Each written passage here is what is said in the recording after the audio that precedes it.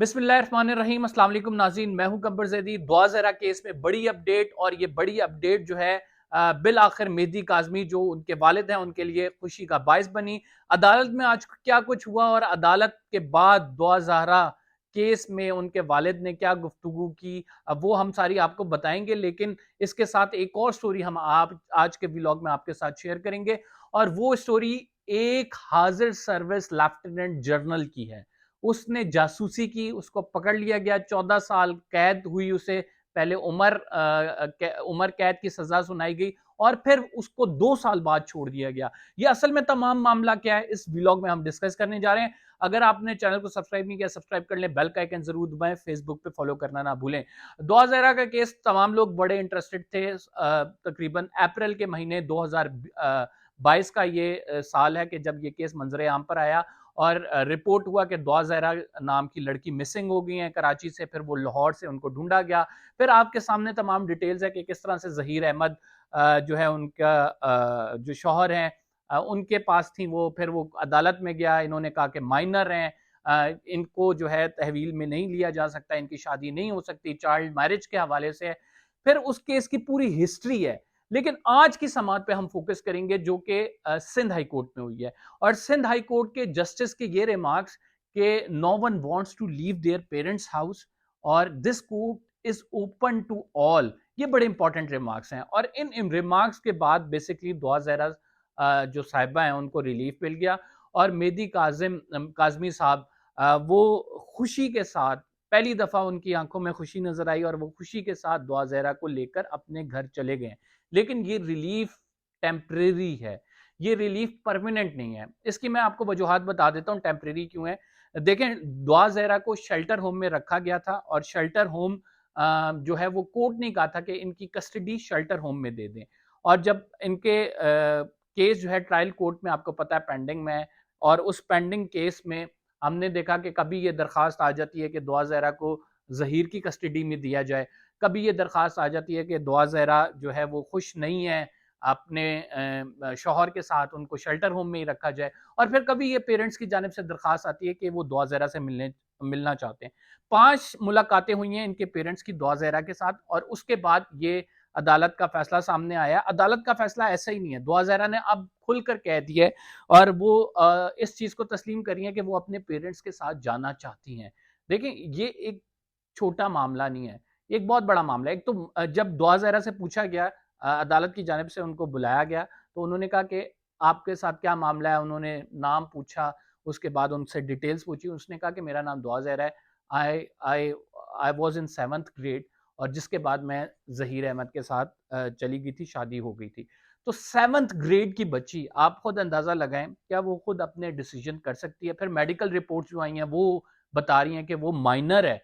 लेकिन कहा यह जा रहा था कि ज़हीर के भी, अभी भी लॉयर ने, आपको पता है ज़हीर के जो लॉयर हैं उन्होंने मुखालफत करते हुए अदालत को कहा कि ये ऑलरेडी केस जो है ट्रायल कोर्ट के अंदर है, आप इसको रिलीफ ये वाला नहीं दे सकते कि इसको पेरेंट्स की कस्टडी में नहीं दे सकते, मतलब वालदैन के हवाले नहीं कर सकते बच्ची। और फिर साथ ये भी कहा गया कि ट्रायल कोर्ट जब तक फैसला नहीं करता तब तक नहीं कुछ होना चाहिए। और फिर बताया ये गया अदालत को कि शेल्टर होम में है, और शेल्टर होम में बड़ी सिक्योर है, इनको पेरेंट्स की ज़रूरत नहीं है, इनको पेरेंट्स के पास जाने की ज़रूरत नहीं है। इस वजह से जो आपकी दरख्वास्त है वो इनएडमिसिबल है।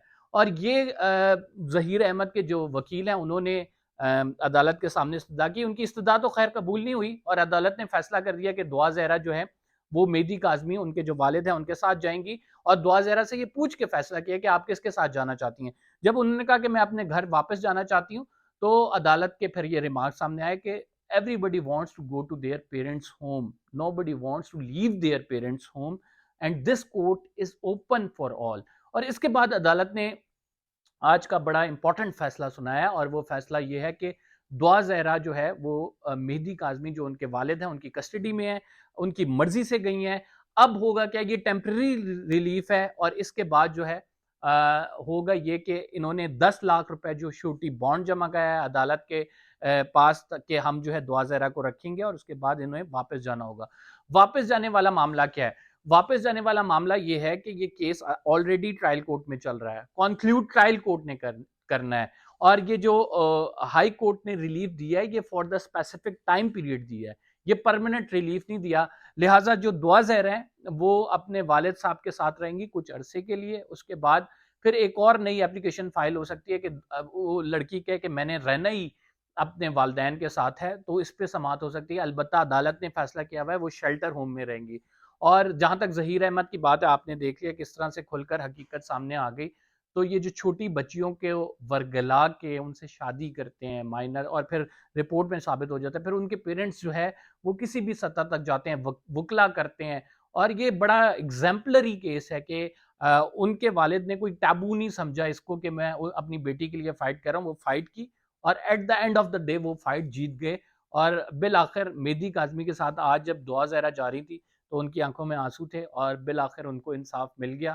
اور لوگ بھی یہی چاہ رہے تھے کہ ان کو انصاف مل جائے, لیکن یہ ٹیمپرری ہے. پرماننٹ کب ملے گا, یہ جب بھی ملے گا ہم آپ کو آگاہ کرتے رہیں گے. ہم نے آپ کو سٹوری بتانی ہے لیفٹیننٹ جنرل جاوید اقبال کی. حاضر سروس جنرل جس کو جاسوسی کے الزام میں پکڑا گیا. جنرل باجوہ کے دور میں ان کو جاسوسی کے الزام میں پکڑا گیا, اور ان پر جاسوسی کا الزام جو تھا وہ بڑا سنگین نوعیت کا تھا. کیا الزام تھا ان پر؟ الزام یہ تھا کہ انہوں نے آئی ایس آئی کی, انہوں نے ایم آئی کی سیکرٹ انفارمیشن ایک دشمن خفیہ ایجنسی کے بندوں کو دی ہے. یہ کوئی عام یا چھوٹا الزام نہیں ہے. اس میں بریگیڈیئر رضوان بھی ان کے ساتھ موجود تھے, ایک اور افسر تھے جن کا تعلق سول سے ہے. ان تینوں کو سزائیں ہوئی تھی. عمر قید کی سزا ہوئی تھی, پھانسی ہوئی تھی, اور پھر ایک عمر قید کی سزا اور ہوئی تھی. جو جنرل جاوید اقبال صاحب ہیں, جنرل ریٹائرڈ تو ہوئے نہیں ہیں, ابھی ریٹائرڈ انہوں نے ہونا ہے, لیکن ان کی سروس باقی رہتی تھی. لیفٹیننٹ جنرل صاحب نے کیا کیا؟ لیفٹیننٹ جنرل صاحب نے کیا یہ کہ انہوں نے جو سیکرٹ انفارمیشن تھی وہ دوسری ایجنسی کو جب فراہم کی تو G10 میں یہ موجود تھے. بریگیڈیئر رضوان ان کے ساتھ موجود تھے. بریگیڈیئر رضوان اس سے پہلے جرمنی کے آپ کو پتا ہے کہ ملٹری اٹیچی رہے ہیں. تو ان کے پاس جو ہے وہ خفیہ ایجنسی کے لوگ گئے اور ان کو اٹھا کر لے گئے. اور پھر یہ ہوا کہ ان کو اٹھا کر لے کے جانے کے بعد جب ان کی فیملی نے رابطہ کیا تو بتایا گیا کہ لیفٹیننٹ جنرل صاحب تو جاسوسی کے الزام میں پکڑے گئے ہیں, اور پھر پکڑنے کے بعد ان کو ملٹری کورٹ سے 14 سال کی قید سنائی گئی. لیکن ہوا الٹیمیٹلی ہوا کیا, 2 سال بعد لیفٹیننٹ جنرل جو جاوید اقبال صاحب ہیں وہ رہا ہو جاتے ہیں. یعنی آج کے دن ان کو رہا کر دیا گیا. کیوں رہا کیا گیا, اور یہ 14 سال کی قید کم ہو کے 2 سال پہ کیسے آئی, یہ بڑا انٹرسٹنگ ہے. دیکھیں 14 سال کی قید جو تھی ان کی ملٹری کورٹس میں تھی. ان کے جو فیملی والے ہیں انہوں نے سول کورٹ میں اپیل کی, لیکن سول کورٹ نے اس کو انٹرٹین نہیں کیا. انہوں نے کہا کہ ملٹری کورٹ میں اپیل کرنے کے بعد جب ملٹری کورٹ میں اپیل کی گئی تو ان کی سزا 14 سے 7 سال کر دی گئی. ان کو ظاہری بات ہے وکیل آرگیو کرتے ہیں, اور اس میں سبسٹنس جب ہو تو جج جو ہے ان کی سزا کم کر دی. پھر دوبارہ سے اپیل کی گئی, اور پھر جب کیونکہ امجد شعیب صاحب بھی کہتے ہیں کہ کئی انفارمیشن ایسی ہوتی ہیں جو ان انٹینشنلی آپ دے دیتے ہیں اور اس میں آپ کو پتہ نہیں ہوتا کہ یہ انفارمیشن میں نے اس کے ساتھ شیئر کرنی تھی یا نہیں. اس وجہ سے اکثر ملٹری کورٹ جو ہیں سزائیں کم کر دیتی ہیں. پھر 7 سال سے ان کی سزا 4 سال کی گئی, اور 2 سال بعد یہ اس وجہ سے نکل آئے ہیں کیونکہ بتایا یہ جاتا ہے کہ یہ جیل مینول کو فالو کرتے تھے, رولز اینڈ ریگولیشنز کو فالو کرتے تھے, جیل میں ان کا کنڈکٹ بہت اچھا تھا, لہٰذا 2 سال بعد ان کو چھوڑ دیا گیا ہے. لیفٹیننٹ جنرل جاوید اقبال جو ہیں ان پر جاسوسی کا الزام تھا اور آج یہ رہا ہو گئے ہیں. تو یہ بڑی انٹرسٹنگ سٹوری تھی آج کے حوالے سے, جو بڑی امپورٹنٹ سٹوری ہے کہ ایک لیفٹیننٹ جنرل اتنے بڑے عہدے پر تعینات شخص جاسوسی کے الزام میں گرفتار ہوتا ہے, اسے 14 سال قید سزا ہوتی ہے, اور وہ پھر 2 سال بعد رہا ہو جاتا ہے. فی الحال کے لیے اتنے. قمر زیدی کو اجازت دیجیے, انشاءاللہ اگلے ولاگ میں آپ سے ملاقات ہوگی. اللہ حافظ.